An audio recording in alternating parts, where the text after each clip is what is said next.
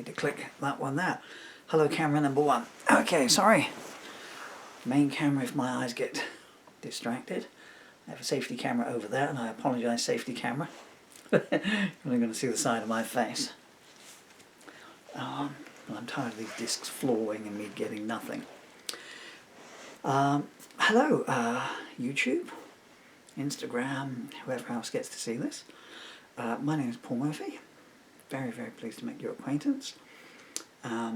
If you're a regular of mine, hello folks. I'm sorry I've been away a while. If you're a regular of mine, you know why. Well, if you're not a regular of mine, it's nothing sinister. Unfortunate, yes, but sinister, no. Right, I don't know how long this is going to take, but the backstory is 4.8 billion years ago there was a no, sorry. We'll speed up the backstory. Trying to sort out some stuff in getting some affairs in order.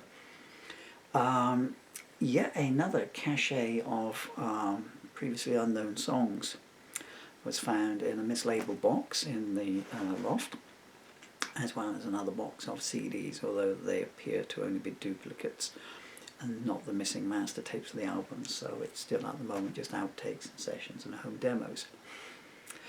But it was interesting reading these new lyrics again.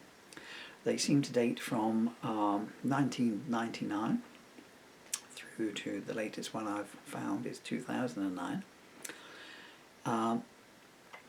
Shall I dive back in history a little bit? Well, yes, I will do, if you'll forgive me before I get on to the main meat of this.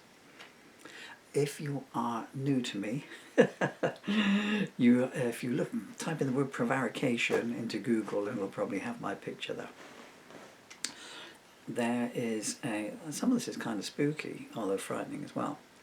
But to my regulars, as you know, I was looking for some lyrics the other day from my days in a duet, 96, in the Murphy Young's duo that I wrote for that duet group.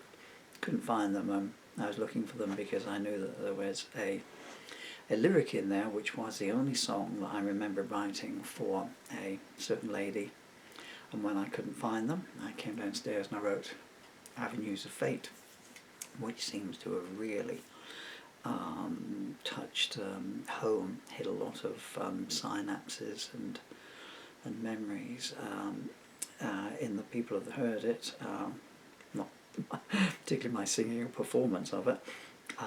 Just the sentiments of, you know, what if I'd stayed with that person. So there was that backstory, so I wrote that, and then, what was that, 2 weeks ago now? It is the 5th of December 2022, as I waffle on here. And then,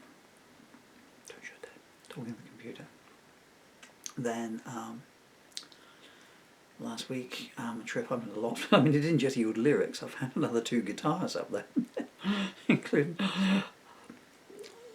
Do you want a sidebar on a sidebar, side avenue on a side avenue? Someone will put timestamps on these, you know, so that you can just delete all this first 6 minutes and just go straight to what's coming up. But when my son Dylan, handsome boy in the photos behind me, was still in his mummy's belly, I bought him a limited edition left-handed acoustic electro Jack Daniels guitar. So this would have been 2011. He wasn't even born, let alone, you know, any idea whether he would be left-handed or not. But I just figured, I don't know, I just thought he would be left-handed since although I'm ambidextrous, I play the guitar left-handed. Anyway, let's not go off on too far a tangent. And I remember buying him this guitar, which was, I think it was £600 or something or another. And I found another one in the loft, so I not only bought him one of these guitars, I bought him 2 of them. And I didn't buy it for myself because, the second one for myself, because there's already a second one, which is over there, which is mine, because I thought, well, I've treated my unborn child to one. I think I knew he was a boy at that point. You know, via the, you know, those ultrasounds. They look, don't they just look like a picture of the universe? Have you ever noticed that? That was my first thinking. The first time I saw an ultrasound of my son, I thought it looks like the Milky Way. And isn't it strange that the inside of a pregnant lady belly, just about to give birth to life, looks like this great big life-giving universe that we live in? Yeah, so I've bought 3 of these. Anyway, so but I do miss my Jumbo Gibson, but let's not sidetrack too far. So now we need to go back 1 minute and 43 seconds. So I was mentioning that I wrote this song, Avenues of Fate, for this lady. And then in the same excavation that you had of the guitar, this box of CDs and this box of lyrics, it was hidden under t-shirt transfer paper from my old t-shirt business. And I thought, oh my goodness me! It's all in a lyric booklet. I'll show it to you on some of the other ones. So there's a lyric book, and then there is, as ever with me, sheets of A4 paper with handwritten lyrics, and 2 songs were about this lady. Actually, I've got them here, haven't I? Well, let's not go too far off. So how strange is that? I mean, I never knew. I didn't. Only one of these new songs have I got any knowledge of. One called "Love the Bitterest Pill," although the original handwritten lyrics that I've now found are way different than the version that was typed up and played live. So now we get on to this bit here. Most of the songs were complete, and there is yet another, I don't know what you want to call it, Paul Murphy epic, I guess, along the lines of Lady Helen, Menelaus in Paris, etc. I mean, it's just literally in this notebook, and it's page after page after page. I've called it the Beguiled here because, as ever for me, hardly anything had a title on it. There was one piece of work there that just had 2 verses written and then nothing else. And that's very rare for me, because when I write a song, the entire song comes all at one go. No title or anything like that. So I thought, this has got some potential. I mean, maybe it was only meant to be that. I don't know. Certainly some of the songs that were in there are not what I would call Paul Murphy songs. They look to me like the days from my Poet for Pay time of thing, when because in '99 I was still writing songs for other local bands and everything. But I kind of like them because they're so different from what I would call a Paul Murphy song, you know. So they're short and succinct, and not as, what can one say, not as flowery, not as wordy, and they've got choruses in them and everything, you know. I put music to one of them the other day, and but that's not what we're going on here. Okay, so set your timestamps for 8 minutes. Well, we'll call it 9 minutes by the time I start. So I started writing some new verses for this. The day I found it, put down 2, wrote, and then last night I looked at it again. I was formatting this into a book, and formatting the Beguiled. I just typed these up in here, and it just flowed through, and it goes on forever now. If that's for you, get that one, yeah? If that's Julia Roberts, tell her, okay, she's on the list, you know, but I'll get to her. Tell her just to be patient. Love you, Jules. It was called, when it was just the 2 verses and I needed a title for it, it's called While the Night Looked the Other Way. But now it's called Winners and Losers. Losers? Winners and losers. I've talked my jaw out of action, and now I'm going to get on with it. So, winners and losers. This is the first time I've literally just finished writing this. I finished writing the last verse, set up the cameras, screamed in pain, got all my pictures of my children behind me so I can see them in the rearview mirror, as it were, the viewfinder, and So if I've duplicated words or lines in there, then that's unfortunate, but we'll see how it comes out. 3, 2, 1. Winners and losers. The town was deserted, like they were all doing penance. I cried out, "Anyone home?" I never finished my sentence. A street side door opened, and I was bundled inside. A voice hissed, "We've missed you. Let's go for a ride." We arrived at a mansion. It felt like a crypt. The sky looked like a wound that a wolf pack had ripped. I was pushed through the hallways, cold steel pressed in my back. The fear was palpable, like a rat in a trap. "So nice of you to visit," sneered a voice from a chair. I turned to face it and saw Diablo sitting there. "You've caused me no little trouble," he said, sipping his drink. "How many ways shall you repay me?" Let me think. My desert lips opened, but no words came out. "What? No pleas or excuses? Then there's really no doubt." I said I had no agenda. Things spiraled out of control. Before I knew what was happening, she'd run off with my soul. "Not just your soul, my friend, but my shipment of delight. I'm $1 million out of pocket, and it's coming back tonight. So, where is she to now? We can do this easy or hard. My guard dogs are famished, and it's an easy hose-down yard." I shivered in the heat and felt my tongue come to life. She told me she was single. I never knew she was your wife. His smile was malevolent as he played with his blade. "Do you believe in God? Are you feeling afraid?"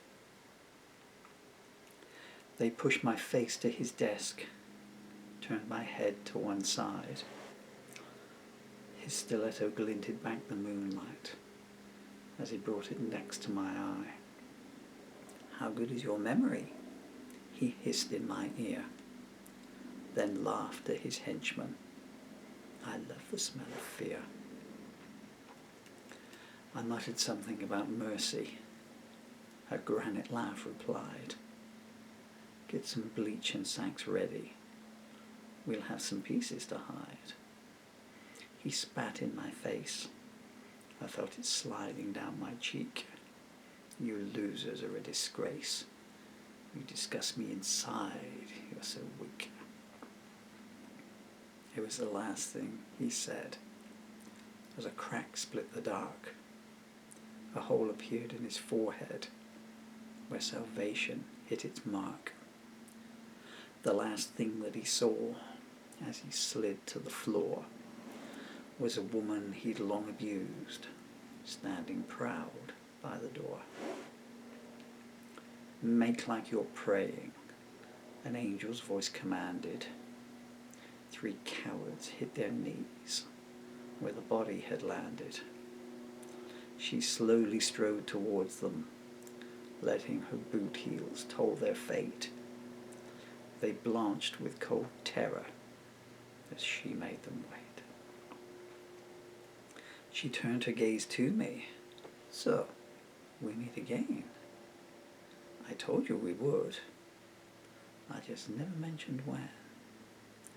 Just then she saw movement from the corner of her eye. Her hand flashed like lightning, and a death peddler died. "Anyone else feeling brave?" She smiled as they trembled. They all shook their heads. She'd taken their mettle. She looked over towards me. "An interesting night," she laughed. "You started it in the shower and ended it in a bloodbath." I shuddered involuntarily. I thought I was next. She stroked her hands down my cheek and soothed, "Sorry about the pretext. If it helps you to know this, you were more than a tool that I needed to gain entrance. Don't think you've been fooled. She looked at the hostages. Ha! You don't act so proud now. Remember laughing while he hit me, and all the abuses you allowed? They stumbled out some vowels. They couldn't muster any words. She said, didn't you know it was only borrowed? Repayment deferred. Now get up, you vermin. There's some trash to be disposed. You can do it, or you can join him. I care not which is chose. They looked at each other, then set about their task. If they had any questions, they were wise enough not to ask. She leant back against the bookcase and pulled out her phone. Cooed smile as she photographed them. This shows you acted alone. Don't get any ideas about flapping your tongues, or his brother will get these. And wherever could you run? I tried to clear my throat out. It was tighter than a knot. I asked her, do you need me for anything? And if so, what? She smiled like a kitten, but with a cougar in her eyes. She said, it was more than fun, but what you've seen, you realize? I nodded in objection, with kaleidoscope thoughts. Have you got an escape plan? You know what we'll do if you're caught. I thought of everything. Do you think this was a beaten wife's whim? I've planned since he first forced me what was coming for him. I'm not some cantina dancer with no other circumstance. I am proud, just like them, but me, I seize my chance. Look at these bravados, strapping dead scum in bags. Today they wear the finest Italian, tomorrow street beggar rags. And I'll be sitting pretty, with jewellery covering my scars, while rats gnaw this pig's bones in the drains beneath his posh cars. They'll blame the next gang, maybe start a turf war. That'll clean the streets for a few weeks and give some relief to the poor. They loaded the car up, pulled off down the drive.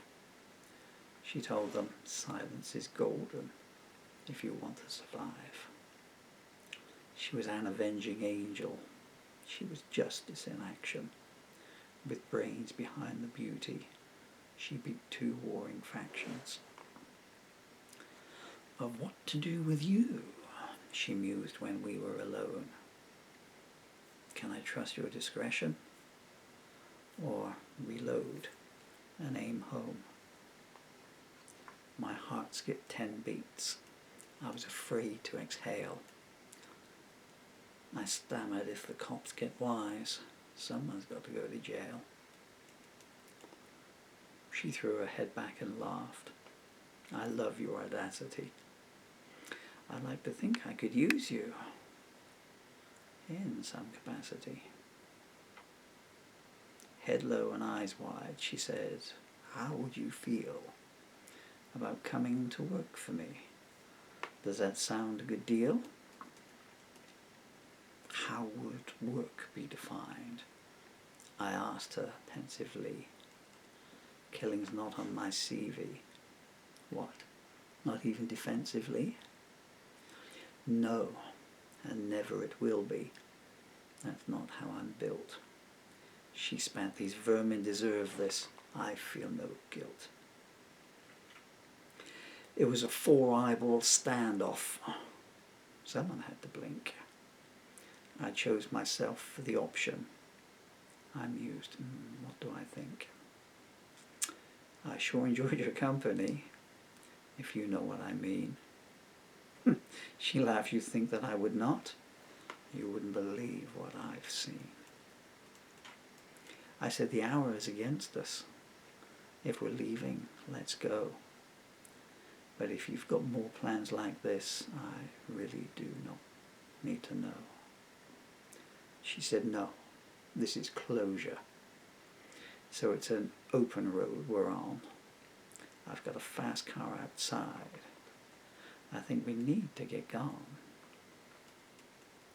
We hit the freeway, where her voice grew colder. She said, tell me, companion, why you keep looking over your shoulder. It's not a good idea to betray me. Is that understood? If you've made any calls, it won't do you any good. Maybe my lids slipped the secret. She screeched the car to a stop. I should have known it, she spat. You even smell like a cop. I reached for the gun. I didn't even get halfway. I stared at the barrel. Any last words to say? Open the door and slowly move away. Don't try any sly moves. I've had a hell of a day. I did as she ordered. I had no cards to bluff. As I came to a clearing, she said, that's far enough. I said, I've got a family.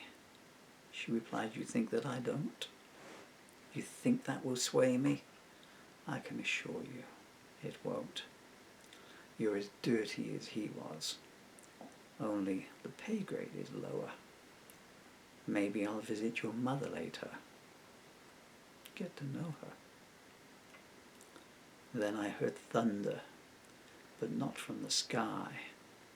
I screamed at the burning, coming out of my thigh. I fell to the ground and tried to fight blackness back. She towered above me. Are the odds even or stacked? I groaned as fresh pain washed and my stomach vacated. I coughed up the last of it, but she stood there and waited. A leg or your manhood, which do you prefer? I heard the chamber revolving, my pleading eyes fixed on her. There was no use appealing. I betrayed her like the rest. She'd given me an option, but I'd failed the test. I said, I can't stop you. Pull the trigger if you want. But they might not care about your axe. But a cop killer, they'll hunt. I could see options being weighed up. Then finally she spoke. Tell me, did you miss me? Since I was gone when you awoke? Through gritted teeth I answered, yes, I'd gone outside my zone. I knew you got through to me as I lay there alone. She said, fate can be heartless, but lucky for you, not me. You can have your life if I can have my liberty. She threw me my phone back and said, dial 911. Say you were taken prisoner and got shot trying to run. I got the call in and then I passed out, thinking, will I wake up again? I had my doubts. But she was true to her word. I came to NIC, where I was told a golden medal would be waiting for me. Winners and losers, who knows which is whom? I don't feel like a hero lying here in my room. I turned down an offer that would have set me up smooth. It wasn't as if there was any case to prove. Maybe she'll call me when the heat has calmed down. I've been offered a desk job in a plush part of town. But I can't help feeling I've cheated myself. She played on my heartstrings unlike anyone else. I've got 1,000 regrets and a leg that don't bend. I'll smile for the cameras, but at least one of them won't mend. I'll file my report and make it nice and vague. She needs a head start, so I'll ensure it's delayed. I think back to being a boy, bouncing on my daddy's knee. Son, he said to me, never turn down an opportunity. I know what he means now, and how, times a ton. It's not just the wound making my red eyes run. I'm sure she'll resurface somewhere, somewhen, but a rich, deep-eyed beauty, you'd have to fight through 1,000 men. Winners and losers, the dealers, the dealt. Right now I know how Samson felt. I've got a lifetime to reflect, and her to thank for that. I could have had a toe tag. That's a drop-dead fact. I've got a bravery award. If only they knew how I wish I'd had the courage to see the game through. Thank you so much for your time and your patience, especially with my going on at the beginning. So that's winners and lures. I messed up a couple of words in there, but I managed to get it all out. That may appear, if God has mercy, and in a new book that I'm finalising, containing all these new songs. It's called Lost and Found. The title is a kind of joke to myself. On one level, obviously, the lyrics and the prose poems, such as this, on the inside were lost and then found. And the second reason it's called Lost and Found, I'm not going to tell you. Bless you all.